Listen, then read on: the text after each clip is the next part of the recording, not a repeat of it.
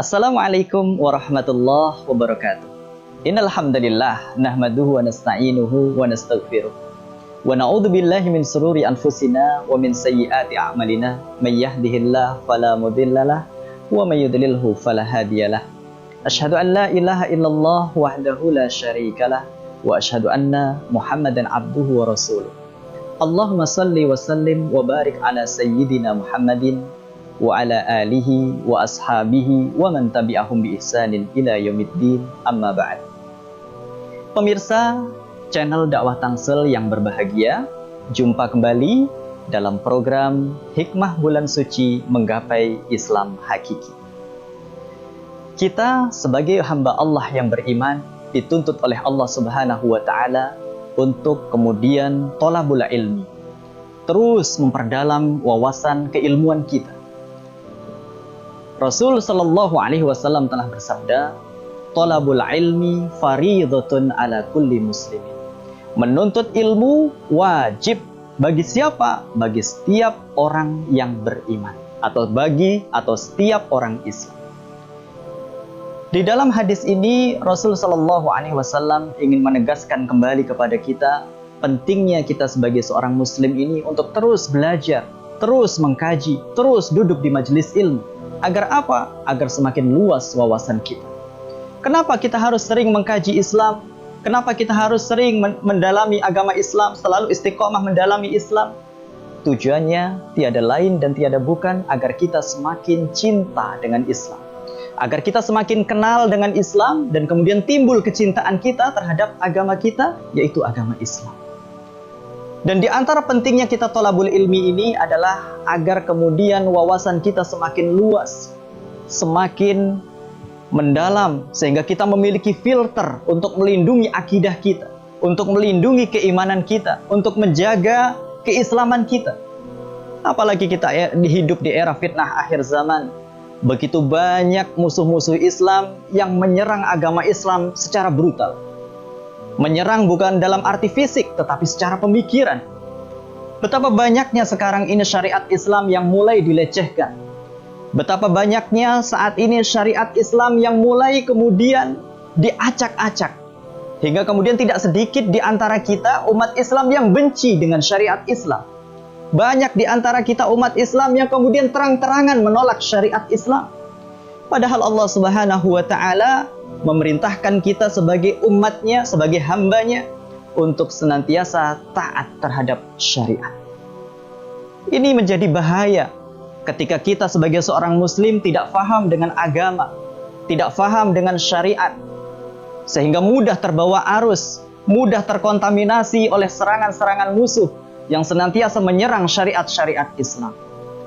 Pemirsa channel dakwah Tangsel yang berbahagia, maka kembali lagi perlu kami ingatkan pentingnya bagi kita seorang muslim untuk terus mengkaji Islam, mendalami Islam, agar kita memiliki filter yang bisa menyaring segala informasi yang kemudian dihembuskan oleh musuh-musuh Islam.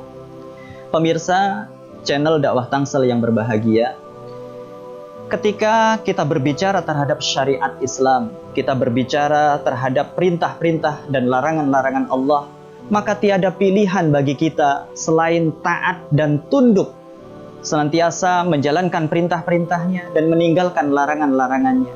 Karena ada ancaman yang sangat keras yang kemudian akan Allah berikan kepada siapa saja yang menolak syariat Allah, kepada siapa saja yang kemudian tidak mau berhukum dengan hukum-hukum Allah, kepada siapa saja yang kemudian berpaling dari Allah Subhanahu wa ta'ala.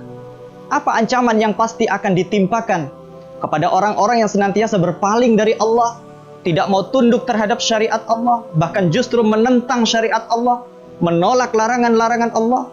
Maka di dalam Al-Quran, di dalam surat Thaha ayat yang ke-124, Allah Subhanahu wa ta'ala berfirman, "A'udzu billahi minasyaitonir rajim, wa man a'rada an dzikri fa inna lahu ma'isyatan dhanka wa nahsyuruhu yaumal qiyamati a'ma."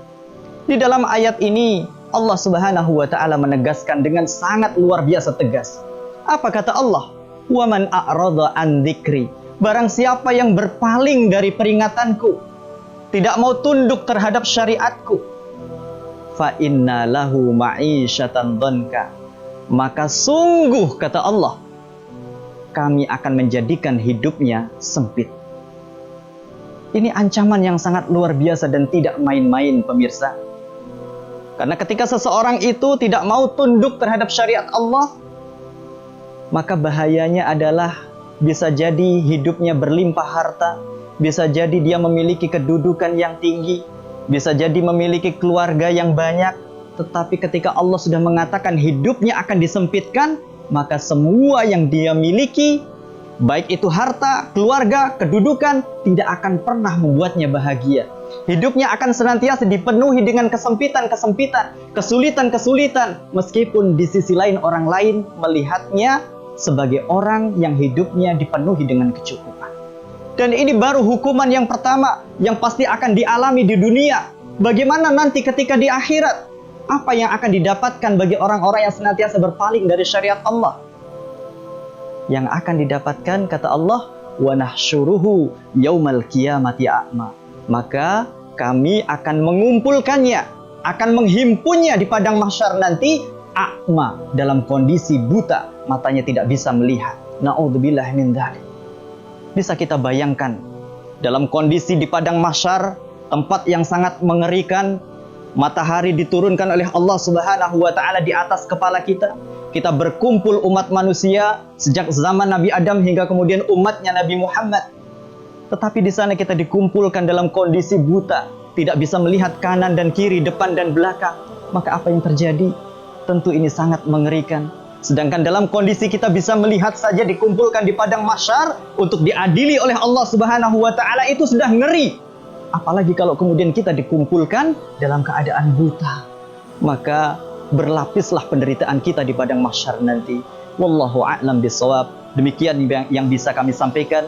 Semoga bermanfaat. Assalamualaikum warahmatullahi wabarakatuh.